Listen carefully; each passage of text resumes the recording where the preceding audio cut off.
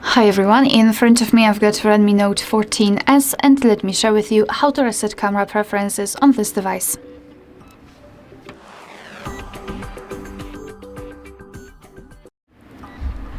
So let's start with opening the camera app. And currently we are in the standard photo mode. It does not really matter on which mode you will be. I just wanted to draw attention to the grid lines. I've applied them before I've started recording because I'd like to show you a visual evidence that the reset option will work. So they should disappear after resetting. So now let's tap on this arrow to open more options and tap on this gear icon in the right upper corner. Now we have to scroll down to the very bottom to find a restore default settings and confirm it with OK.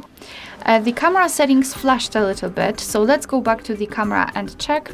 And as you can see, the grid lines are not visible. What is more, we need to give the permission to use the device's location. And basically this is the first thing which we do after entering the camera, after turning on the phone for the very first time. And as I said, the green lines are not visible, which means that we just successfully reset all camera preferences.